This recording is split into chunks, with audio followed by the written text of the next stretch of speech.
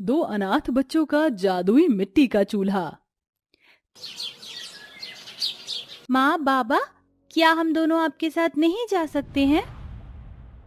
नहीं, मैं तो जाऊंगा। बेटा, हम किसी घूमने की जगह थोड़ी ही जा रहे हैं। तेरे बाबा की कमर में दर्द है, इसीलिए मैं उन्हें अस्पताल लेकर जा रही हूँ। तुम यहीं घर में ही रहो, बच्चे अस्पताल नहीं जाया करते हैं, वरना पता है ना, इंजेक्शन लग जाता है। नहीं नहीं नहीं नहीं, मैं तो जाऊंगा, आपके साथ ही जाऊंगा। चुप हो जा सौरभ, अगर तू भी चला जाएगा तो मैं अकेली रह जाऊंगी। तू चाहता है कि तेरी दीदी अकेली रह जाए? बोल। नहीं, सौरभ बहुत अच्छा बच्चा है, वो मेरी बात जरूर मानेगा। बेटा, तुम दोनों घर का ख्याल रखना। और हाँ, मैंने खाना बना दिया है तो उसे टाइम से खा लेना। अब मैं चलती हूँ। बच्चों, अपना और घर का ख्याल रखना। और कोई भी अजनबी अगर आए तो दरवाजा मत खोलना। जी पापा। दोनों माँ बाप अपने छोटे छोटे बच्चों को समझाकर बस में अस्पताल जाने को निकल गए। अभी वो सफर कर ही रहे थे कि अचानक से पहाड़ी पर चलती हुई बस के ब्रेक फेल हो गई और वो पहाड़ी की बाउंड्री को तोड़ती हुई खाई में जा गिरी। यह हादसा बहुत ही भयानक था। दोनों बच्चों के माँ बाप भी उसी बस के साथ खाई में गिरकर मर चुके थे, लेकिन मरने के बाद भी अपने छोटे छोटे बच्चों की वजह से उन्हें मुक्ति नहीं मिली और उनकी आत्मा अपने घर का रास्ता खोजने लगी। अजी, ये क्या हो गया? हम अब इस दुनिया में नहीं रहे। अब हमारे बच्चों का क्या होगा? हे भगवान, ये तूने क्या किया? तूने हमारा साया हमारे बच्चों के ऊपर से इतनी जल्दी हटा दिया। मेरे तो दोनों बच्चे अभी बहुत मासूम हैं। वो अपना ख्याल कैसे रख पाएंगे? हमारे हिस्से का जितना अन्न और सांसें थी वो पूरी हो गई रमेश जी। इसीलिए अस्पताल के बहाने हमारी मौत आ रही थी। लेकिन मैं अपने बच्चों को अकेला नहीं छोड़ूंगी। कुछ और न सही तो उनके ऊपर अपनी नजर ही रख लूंगी। चलिए, हम घर चलते हैं। रमेश और माधुरी की आत्मा भटकते हुए अपने घर का रास्ता खोजने लगी। हादसे की जगह पर कुछ ही देर में मीडिया, पुलिस सभी पहुंच गई, लेकिन बस का नामो निशान का भी पता नहीं चला। जब यह खबर उड़ती उड़ती दोनों बच्चों को लगी तो वो बहुत रोए। दीदी, मुझे माँ के पास जाना है। मैं माँ के पास जाऊंगा। वो कहाँ है? भाई, हमारे माँ बाबा हमें छोड़कर चले गए। अब वो कभी नहीं आएंगे। अजी देखिए, मेरे दोनों बच्चे कैसे रो रहे हैं।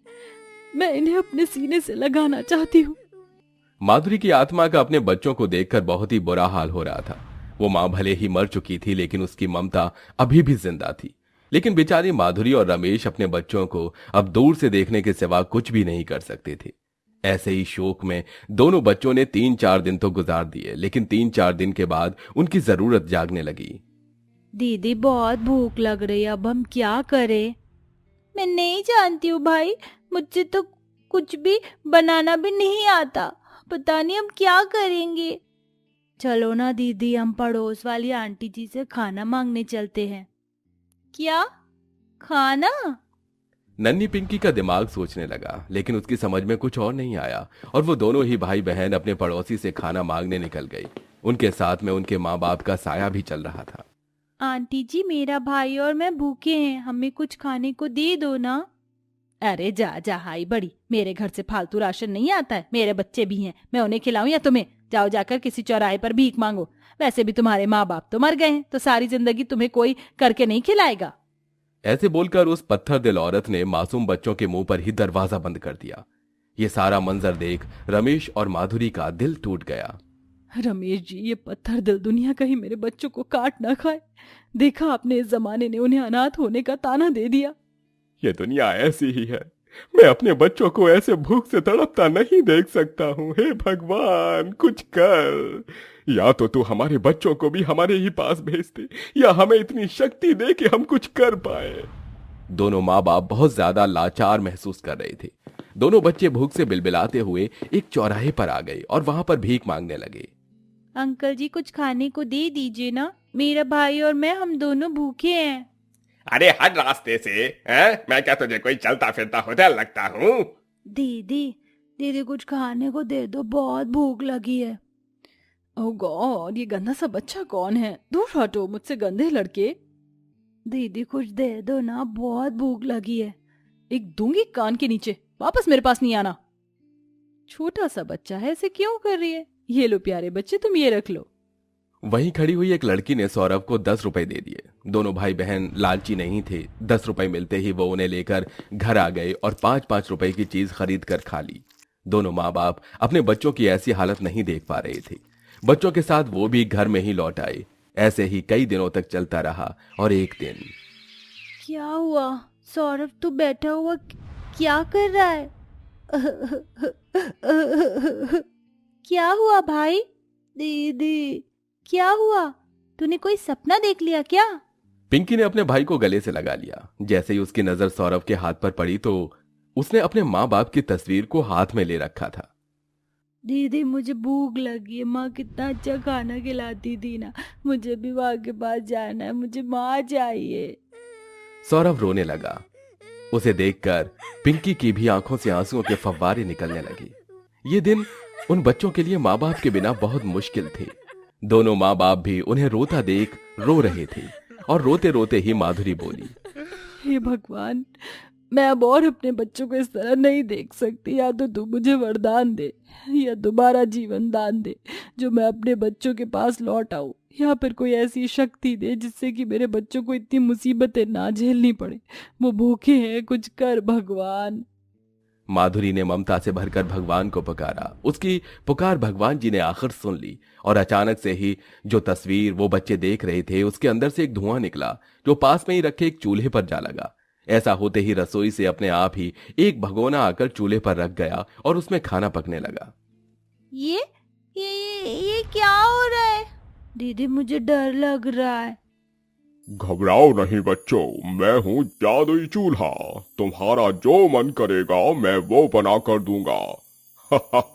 चलो बताओ तुम्हें क्या खाओगे? दोनों बच्चे छोटे ही थे। उन्हें यह सब कुछ ज्यादा अजीब नहीं लगा, बल्कि वो तो चूल्हे को देखकर काफी खुश हो गए। प्यारे चूल्हे, मुझे बहुत जोरों से भूख लगी, तुम अच्छी अच्छी चीजें बना दो ना, बहुत सारी, जो मैं और दीदी खा पाए। अभी लो।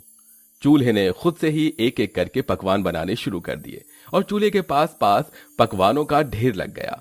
दोनों अनाथ बच्चों ने उस रात भर पेट स्वादिष्ट खाना खाया। उन्हें खुश देखकर दोनों माँ बाप का चेहरा भी खिल रहा था। अजी देखिए ना, हमारे बच्चे कितने खुश हैं। इनका पेट भर जाने से कितना सुकून मिल रहा है ना। दोनों बच्चे खाना खाकर सो गए। अब उन्हें भूखे नहीं मरना पड़ रहा था। 2-4 दिन तक तो उन्होंने इसी तरह से गुजारा किया, लेकिन एक दिन सौरभ के चोट लग गई और पट्टी करवाने के लिए पिंकी के पास पैसे नहीं थे। भाई अभी तो तू तेल वाली कत्तरी बनवा ले, मेरे पास पैसे नहीं है। दीदी पैसा कैसे आता है? काम करने से, जैसे बाबा करते थे बिरयानी बेचने का काम। दीदी चलो ना, हम भी बाबा की तरह बिरयानी बेचेंगे।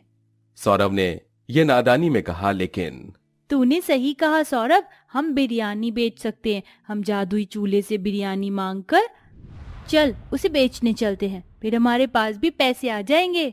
हाँ दीदी चलो, मजा आएगा। सौरभ और पिंकी ने जादुई चूल्हे से बिरयानी मांगी। मुझे बहुत ही स्वादिष्ट बिरयानी दो। अभी देता हूँ। अचानक ही एक रोशनी चमकी और चूल्हे ने एक बर्तन भरकर बिरयानी बना दी, जिसको पिंकी और सौरभ अपने दरवाजे पर ही लेकर बैठ गए। बिरयानी ले लो, बिरयानी। पिंकी ऐसे ही आवाज लगाती रही। कुछ देर बाद उन बच्चों से 2 या 4 लोगों ने बिरयानी खरीदी।